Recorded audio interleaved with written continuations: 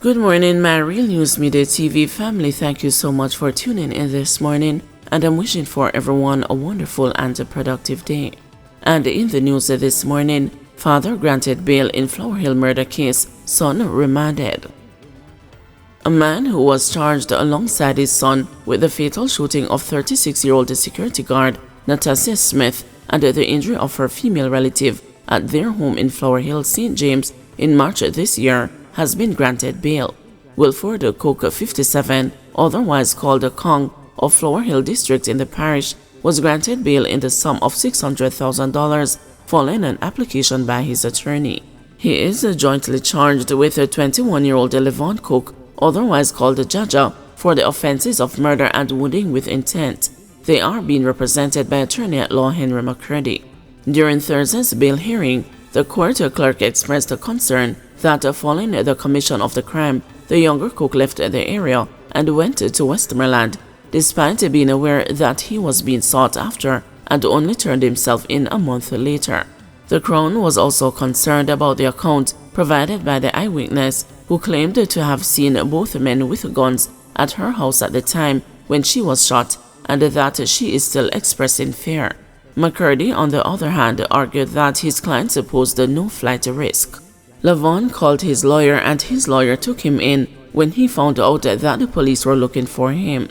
I humbly submit that these men are not a flight risk and they should be granted bail in a reasonable sum, McCurdy said.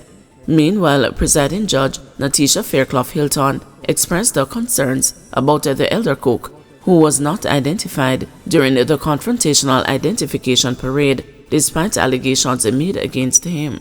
Allegations have been made against Mr. Cook that he was one of the shooters in relation to this matter, but the witness who identified him as the shooter goes on an identification parade and does not point him out as the shooter. I find that to be very curious, and it weakens in some aspects the strength of the evidence against Mr. Cook, Fairclough Hilton said. The judge reiterated her point from Wednesday, claiming the defense argued that the elder Cook was known to the witness, but his name was not mentioned in the report. The complainant made reference to Levon Cook and another man. This, according to the judge, weakens the prosecution's case. Fairclough Hilton further noted that despite not being identified in the confrontational parade, he remained in the area and voluntarily surrendered to the authorities when he was made aware of the allegations, and that he does not appear to be a flight risk. Based on the judge's concerns on Wednesday about why the father was referred to as the other man, the officer explained that the witness named him by his alias and that he wanted confirmation on that alias before placing it in the official statement. After hearing arguments from both the defense and the prosecution, the judge granted the elder Cook bail in the amount of $600,000 with one surety under the condition that he report to a specific police station on specific days.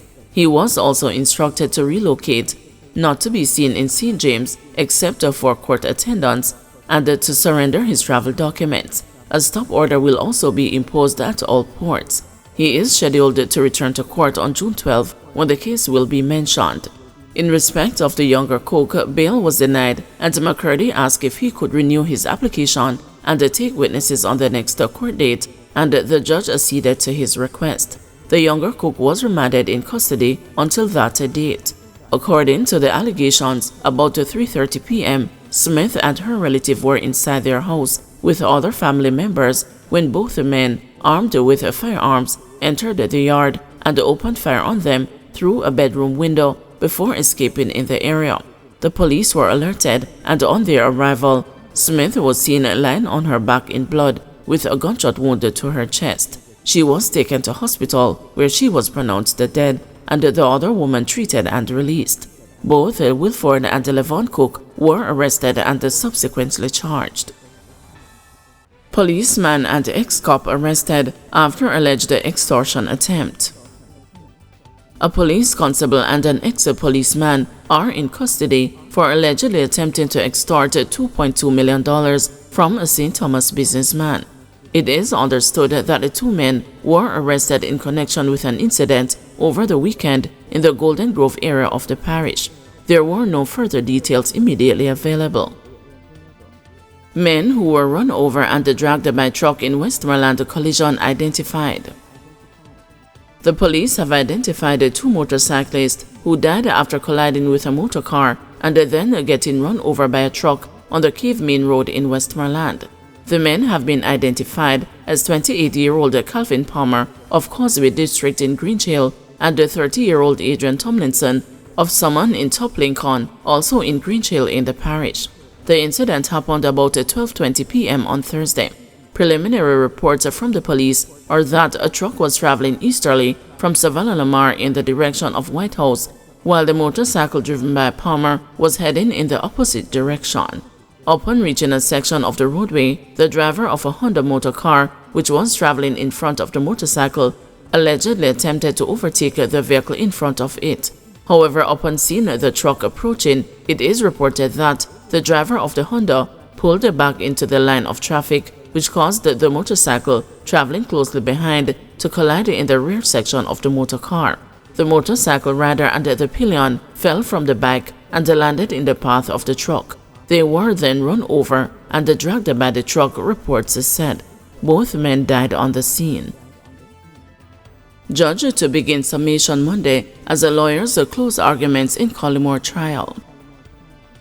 Defense attorneys representing murder accused Omar Collymore and his 3 co-accused wrapped up their address to the jury, with one attorney saying the Crown failed to prove its case against his client. Mr. Collymore is being tried for 2 counts of murder and a conspiracy to murder, along with alleged contract killer Michael Adams and the alleged accomplices Dwayne Pink and Shaquilla Edwards in connection with the January 2, 2018 gun murder of Simone Campbell Collymore and the taxi driver Winston Walters. The men have been on trial since February.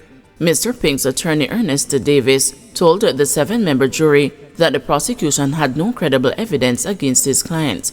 Mr. Davis said call data shows that his client was elsewhere when the crime was committed. He also urged the jury to find Mr. Pink not guilty. In the meantime, presiding Judge Justice Leighton Pusey is to begin his summation on Monday. The prosecution in its closing address told the jurors that Mr. Collymore orchestrated his wife's murder so that he could benefit from her multi-million-dollar insurance policy. The court previously heard that Mr. Collymore would have been entitled to $76 million from his wife's 2 life insurance policies. Millions worth of uncustomed cigarettes and ecstasy pills seized in Kingston. The narcotics police are intensifying their probe following the seizure of 400 cartons of cigarettes and an undetermined amount of what the police suspect to be ecstasy pills on Wednesday. About 3 p.m., the police conducted a search of a building being used as an Airbnb on Olympic Way, Kingston 11, which resulted in the seizure of the uncustomed cigarettes. The cigarettes are estimated to have a street value of $47 million. The police say the exact quantity and the street value of the ecstasy pills have not yet been ascertained, as they are awaiting analysis from the Institute of Forensic Science and Legal Medicine. No one was arrested in connection with the seizure. The police say they are following strong leads and are hoping to make arrests in the investigation. JPS and NWU impasse ends as a parties sign deal. The impasse between the management of the Jamaica Public Service Company and the National Workers Union, representing some JPS employees, has come to an end. This comes after the parties signed off on a new agreement on Thursday afternoon at the Ministry of Labor. The ministry had called in the parties to a meeting earlier this week after the union served a 72-hour strike notice on the Light and Power Company. The union had accused the power company of reneging on an agreement to make the jobs of 30 contract workers permanent.